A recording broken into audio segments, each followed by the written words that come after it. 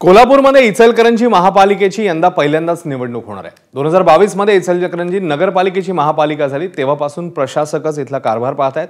मात्र या कारभारावर इचलकरंजीकरांनी प्रचंड नाराजी व्यक्त केली आहे। आता नव्या नगरसेवकांकडून त्यांना नेमक्या काय अपेक्षा आहेत जाणून घेऊया।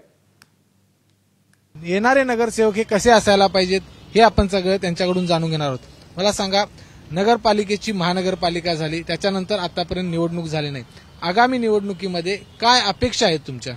सगळ्यात पहिला ज्या नगरपालिका होती त्या नगरपालिकेच्या वेळी जे घरफाळ्याची टक्केवारी होती ती 23 ते 28% होती आणि जे मागची बॉडी होती त्यांनी 28% केली। म्हणजे शेवटला जे भ्रष्टाचार करण्यासाठी आपल्याला पैसे पाहिजेत ते लोकांच्याकडून 28% काढून घेतले। महानगरपालिकेचा रेशो जर बघितला तर 23% ते 33%, आपला 28% ते 33% असा असतोय। आता येणाऱ्या बॉडीला आमची विनंती असणार आहे की जे तरुण त्या ठिकाणी आले पाहिजेत आणि त्या तरुणांनी 28% त्या ठिकाणी घरफाळ्याचा जो रेशो आहे तो ठेवला पाहिजे, नाहीतर हे आणि भ्रष्टाचारासाठी 33% जे शेवट आहे त्याच्या पुढे जर तुम्ही 50% केला तर कदाचित ते 50% करून सुद्धा भ्रष्टाचार करतील। कारण एवढं करून सुद्धा इचलकरंजीला चांगले रस्ते, पाणी आणि त्याचबरोबर ज्या मूलभूत सुविधा आहेत ज्या आता आयजम या ठिकाणी आहे तर 15 लाख लोकांचं उपजिल्हा रुग्णालय म्हणून या ठिकाणी आहे आणि डिलिव्हरीसाठी जर पेशंट आलं तर ते सुद्धा सांगली आणि कोल्हापूरला पाठवलं जातंय। म्हणजे 15 लाख लोकांच्या जीवाशी खेळण्याचा प्रकार या ठिकाणी केला जातोय आणि फक्त रंगरंगोटी करून इथल्या विद्यमान आमदारांनी त्या ठिकाणी चकाचक असं आयजम झालं असं दाखवलं, पण लोकांच्या सुविधा ज्या पाहिजेत,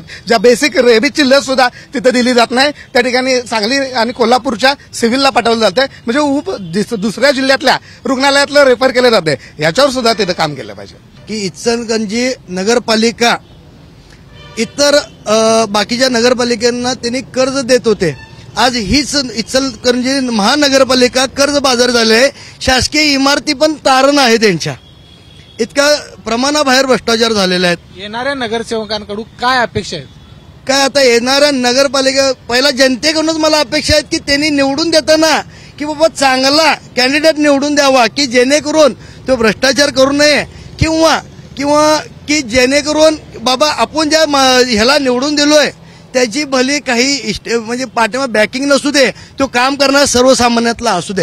हीच आमची महानगरपालिकेसाठी येणाऱ्या जनतेसाठी हे आव्हान आहे माझे पण की बाबा तुम्ही चांगला उमेदवार त्या मानाने निवडून द्या, जेणेकरून तुमच्या इथं जे पाण्याचे प्रश्न आहेत एवढे पाण्याचे प्रश्न लागून जर 2 किलोमीटर आपली पंचगंगा असली तर 8 आणि 10 दिवस आम्ही वारणा किंवा सुडकूरच्या ह्या पाण्यासाठी आम्ही पार त्याच्यापर्यंत आम्ही भीक मागवलोय। ही कंडिशन झालेली आहे आज आमची इचलकरंजीकरांची। ज्याला लोकांनी नाकारले त्याला पक्षांनी परत पाठीमागच्या दारानं आत घेऊ नये।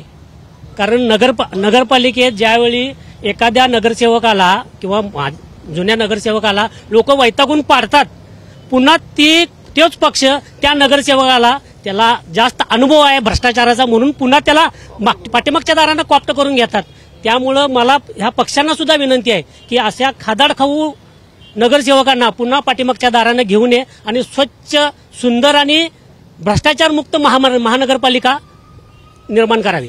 आमच्या गावाची अक्षरशः या प्रशासकांनी वाट लावून टाकलेली आहे। त्यांनी एक दिवस खुलं फिरून दाखवावं की 2 व्हीलरवर तुम्ही या आणि पूर्ण दिवसभर तुम्ही 2 चाकी गाडीवरून फिरा, आलिशान गाड्यातनी नागरिकांच्या पैशांवरून तुम्ही जे फिरताय, जे तुम्हाला माज आलेले आहे।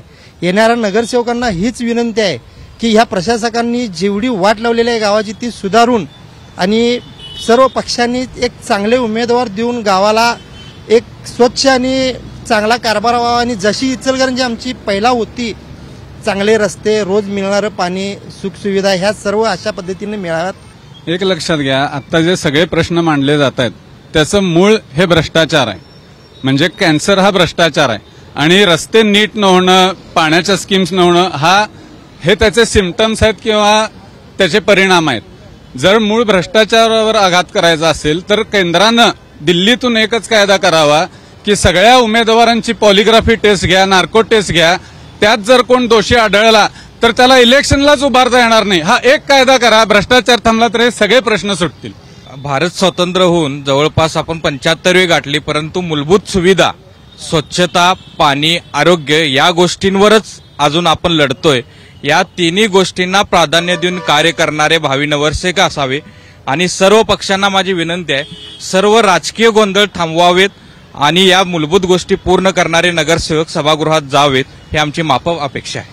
त्यामुळे भ्रष्टाचार कुठेतरी कमी व्हावा, जे नवीन चेहरे आहेत, जे या ठिकाणी काम करू इच्छितात, चांगल्या पद्धतीनं काम करू इच्छितात, त्यांची या ठिकाणी खरं तर पक्षानं विचार करायला पाहिजे आणि तेच या सभागृहामध्ये जायला पाहिजेत अशी अपेक्षा इचलकरंजीकरांनी व्यक्त केली.